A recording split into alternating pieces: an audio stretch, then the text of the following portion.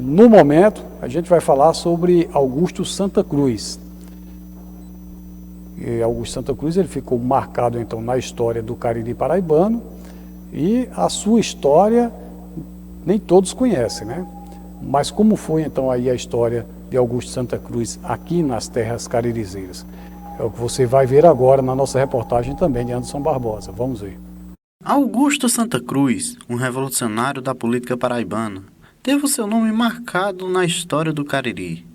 E tudo começou com escolhas políticas que não lhe agradaram. Dr. Augusto Santa Cruz Oliveira, também conhecido como Dr. Senhorzinho do Areal, uma vez que ele viveu, nascido em Monteiro, mas viveu durante muito tempo e fez história a partir da fazenda Areal, que hoje se situa no município da Prata, dizer que Dr. Senhorzinho, ou Dr. Augusto Santa Cruz, como ele é bem conhecido, ele foi o grande protagonista da Guerra de 12.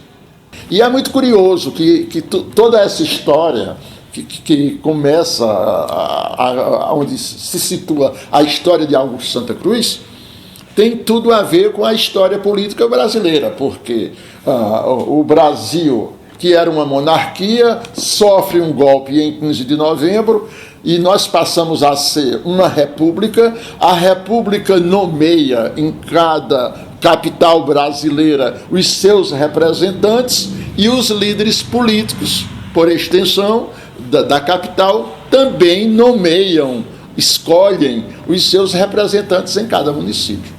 Assim foi substituído o comando, digamos assim, o comando aqui em João Pessoa, o comando do Estado, e que por sua vez saiu nas cidades substituindo os seus representantes, os seus amigos, e aí justamente nesse contexto chegou a cidade de Monteiro, onde aquele grupo deveria decidir quem seriam os verdadeiros líderes da cidade de Monteiro. Ora, Dr. João Santa Cruz tinha um histórico na cidade, né? Um histórico. E por conta desse histórico que Dr. João Santa Cruz tinha na cidade, e diante das intenções de Dr. Augusto Santa Cruz, que era recém-formado em Direito, né, bacharel em Direito, e gostava muito de política, Augusto Santa Cruz queria, na realidade, substituir o pai. Queria ser a continuação de Dr. João Santa Cruz na política. E veio a grande decepção de Dr. Augusto Santa Cruz, porque ele não foi escolhido pelo grupo dominante, ele não foi escolhido como o líder de Monteiro. Quem foi escolhido foi um homem semi-analfabeto, que era Pedro Bezerra da Silveira Leal. Mas a partir daí se tornaram grandes rivais, justamente porque Augusto não suportava a ideia de que um semi-analfabeto fosse escolhido e ele, o bacharel e de família tradicional da família Santa Cruz, fosse preterido. E aí começaram os conflitos. Após essas decisões, Augusto Santa Cruz se sentia injustiçado. Ele não se conformou e foi aí que começou uma verdadeira guerra no Cariri. Vários conflitos foram registrados na cidade de Monteiro, mas não foi só em Monteiro. As lutas se estenderam ainda mais. E aí foi feita a programação, né? Atacar várias cidades da Paraíba, cidade de Patos, a cidade de Taperoá, Soledade, São João do Cariri, Campina Grande e João Pessoa. E começaram as lutas. Então, aí o que aconteceu depois disso é que houve, na verdade, quase que uma inversão da posição política do governo federal. O Epitácio Pessoa aconselhou Hermes da Fonseca, então o presidente, a não dar mais apoio a Dr. Augusto, e pior, ainda determinaram que viesse 100 soldados do Exército combater Augusto Santa Cruz. Nessas alturas, Augusto, Dr. Franklin, já vinha naquele processo de invadir as cidades. Saíram de Patos e passaram Santa Luzia, Taperoá, Soledade, etc. Em algumas cidades, o povo saiu para a rua para receber eles com flores e aplausos. E aí não houve briga, não houve briga. mas em alguns lugares a luta foi terrível. Lutaram muito em Taperoá e vieram para São João do Cariri. Aí São João do Cariri, quando chegaram em São João do Cariri, espalharam os inimigos de Augusto, espalharam o boato que o exército já estava chegando para combater Augusto. Depois de vários conflitos, muitas lutas, Augusto tinha que enfrentar o exército. E foi aí que ele e seu grupo não tiveram mais forças e foram derrotados. Nessas alturas, aí o grupo perdeu em São João do Cariri.